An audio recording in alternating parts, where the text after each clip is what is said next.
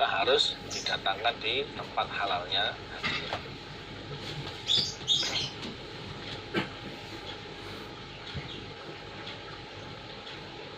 Bagi orang yang haji qiron kan dia bawa hadiahnya berupa unta satu orang.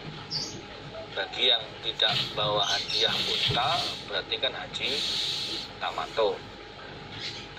Nah, haji tamato itu rangkaiannya menyembelih kambing. Itu sebagai hadiahnya orang yang haji tamato. Kalau hadiahnya orang haji qiron ya menyembelih unta. Wa qala berkata sapa Malik wa ghairuhu dan selainnya Imam Malik pendapatnya beda lagi. Yang haru menyembelih siapa orang yang tercegah tidak bisa melanjutkan ibadah hajinya, hadiyahu pada hadiahnya orang, hadiah yang dia bawa. Wa yahliku dan cukur dia. Yahliku itu cukur gundul. Cukur di sini sebenarnya tidak harus gundul, boleh gundul, boleh memotong. Nah, kenapa kok disebut cukur gundul saja? Karena yang lebih afdal itu yang cukur gundul nanti. Nah, cukur gundul itu tidak hanya sekedar dipotong bersih, bukan, tapi harus dikerok. Itu namanya yahlik. Kalau hanya dipotong pakai alat pemotong mesin itu saja, tidak dikerok sampai habis, itu sebagian ulama berpendapat itu belum termasuk yahliku.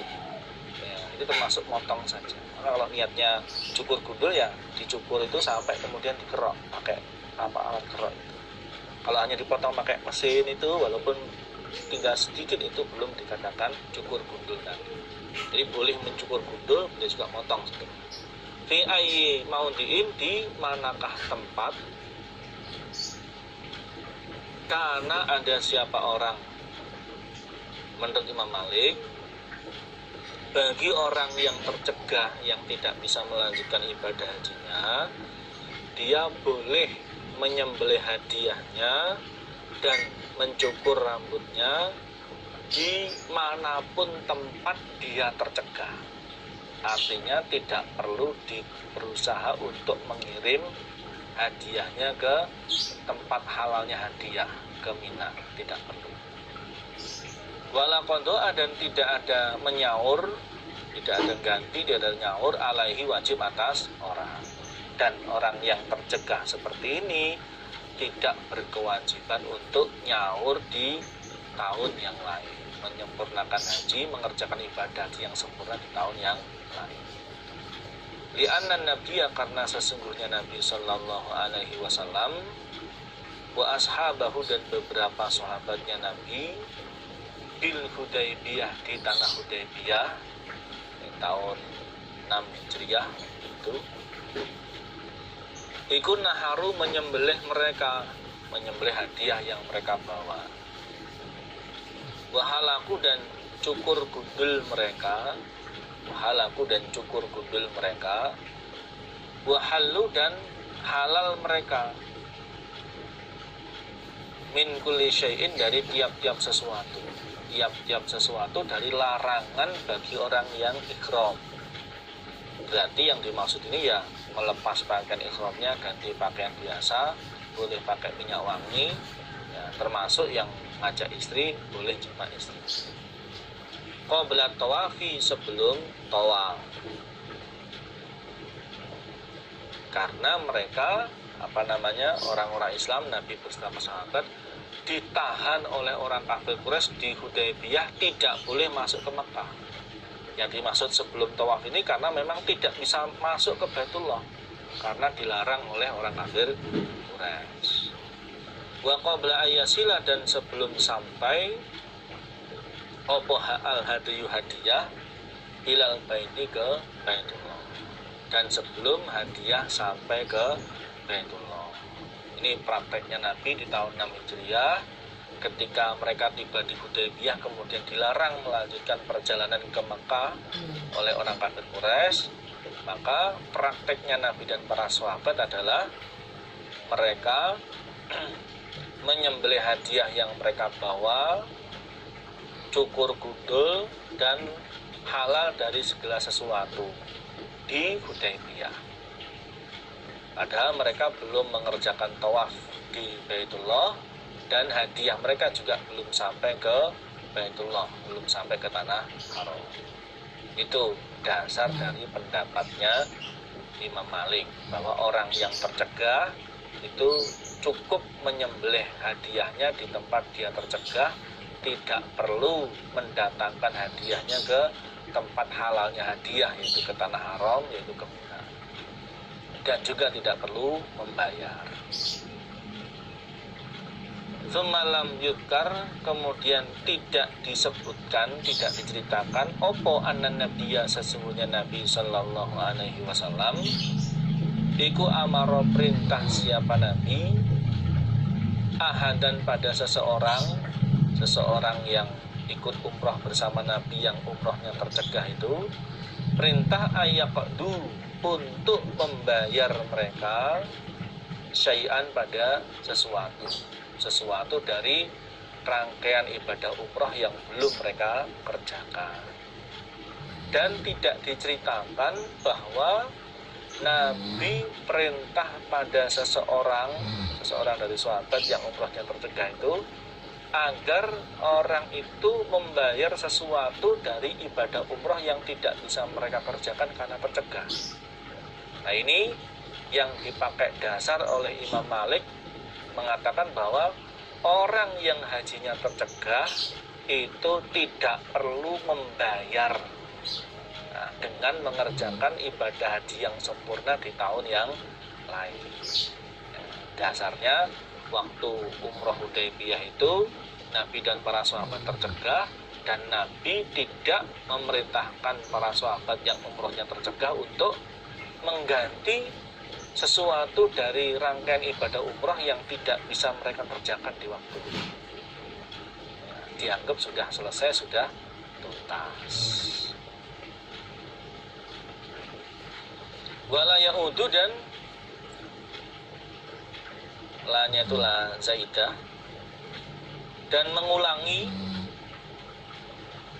mereka lahu pada syai', dan tidak diceritakan bahwa Nabi perintah pada seseorang untuk membayar sesuatu dari rangkaian ibadah umroh yang tidak bisa mereka kerjakan, dan untuk mengulangi sesuatu dari ibadah umroh yang mereka kerjakan. Begitu sudah tercegah, yang bisa dilakukan apa? Ya menyembelih, tukar, cukur, ya sudah selesai. Wal Hudaybiyah itu ada pun Hudaybiyah, tanah Hudaybiyah di mana tempat tercegahnya Nabi dan para sahabat tidak bisa melanjutkan perjalanan karena dilarang oleh orang kafir Mekah, dicegat oleh orang kafir Mekah. Iku kharijun, keluar atau di luar minal haram, dari tanah haram. Sedangkan Hudaybiyah itu di luar tanah haram. Nah, Nabi dan para sahabat menyembelih hadiahnya ya di Hudaybiyah, berarti di luar tanah haram.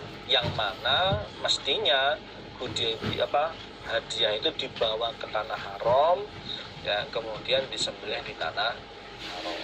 Tapi kenyataannya di Hudaybiyah, di luar tanah haram, dan Nabi menyembelih dan tidak memerintahkan untuk menyempurnakan atau membayar rangkaian ibadah umroh yang belum bisa mereka kerjakan. Ini dasar dari pendapatnya Imam Malik, bahwa hadiah disembelih di tempat tercegah, ya, tidak perlu didatangkan ke tanah haram, dan tidak perlu membayar atau mengulangi ibadah yang belum bisa dikerjakan. Babun bab hadatsana Adam hadatsana Syu'bah an Abdurrahman ibn Asbahani qala sami'tu Abdullah ibn Ma'qil, qala berkata siapa Abdullah bin Ma'qil, qa'atu duduk aku ila Ka'ab bin Ujrah, pada Ka'ab bin Ujrah, fi hadzal masjid, di dalam ini masjid, yakni menghendaki siapa Abdullah bin Ma'qil Masjid Al-Kufah, pada Masjid Kufah di tanah Irak sana. Saya duduk menjumpai Ka'ab bin Ujrah di masjid ini, maksudnya masjid tanah Kufah. Fasa'altuhu, maka bertanya aku Abdullah bin Maqil pada Ka'ab bin Ujrah, an fidyatun, tentang ayat yang menerangkan fidyah min siyamin, dari puasa. Maksudnya menanyakan pengertian dari surat Al-Baqarah ayat 196. Menanyakan pengertian dari firman-Nya Allah berupa fidyah, tebusan dari berupa puasa yang diterangkan di dalam surat Al-Baqarah ayat 196. Faqala, maka berkata siapa Ka'ab bin Ujrah, humiltu, dibawa aku, ilan Nabi, pada Nabi sallallahu alaihi wasallam. Ka'ab bin Ujrah ini ikut haji bersama Nabi.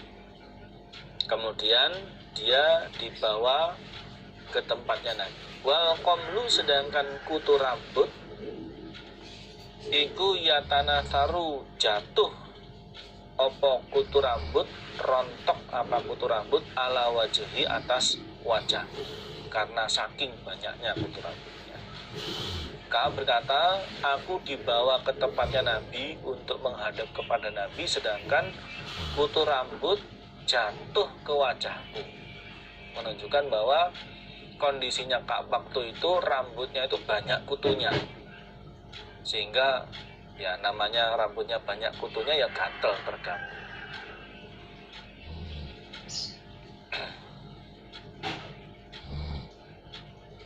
Faqala, maka bersabda sapa Nabi, ma kuntu, tidak ada aku, ma kuntu, tidak ada aku, iku uro, diperlihatkan aku, annal jahda, sesungguhnya payah, berat, qad balagha, sungguh sampai opo payah, bika, padamu, hadza, yang ini. Nabi bersabda kepada Ka'ab, aku tidak pernah melihat kamu mengalami kepayahan, mengalami penderitaan seperti yang kamu alami saat ini, yaitu terganggu karena banyaknya kutu rambutnya. Kalau di hadis yang lain itu Nabi bertanya kepada Ka'ab, wahai Ka'ab, apakah kamu tidak terganggu oleh kutu rambutmu? Iya Nabi, saya terganggu dengan kutu rambut saya. Maksudnya kemudian supaya Ka'ab itu tidak terganggu dengan kutu rambutnya, cara yang paling mudah adalah rambutnya dicukur habis. Di sini maksudnya Nabi perintah kepada Ka'ab untuk mencukur habis rambutnya. Nah, sedangkan saat itu kondisinya masih dalam pakaian ihram, belum lukar dari pakaian ihram, di mana salah satu larangan dalam berpakaian ihram adalah mencukur rambut sebelum lukar dari pakaian ihram. Berarti dengan dicukur rambutnya di situ terkena kafaroh, Kemudian Nabi setelah memerintahkan Ka'ab untuk cukur, konsekuensinya dia harus mengerjakan kafaroh. Nabi menjelaskan kafarohnya. Ama tajidu, adakah tidak menjumpai engkau Ka'ab, tidak mempunyai engkau Ka'ab syatan, pada satu ekor kambing?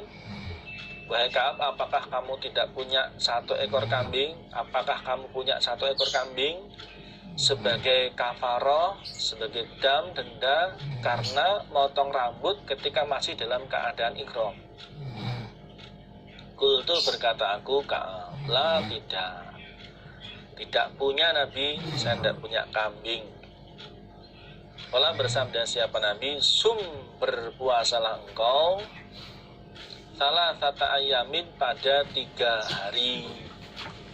Salah tata ayamin, pada 3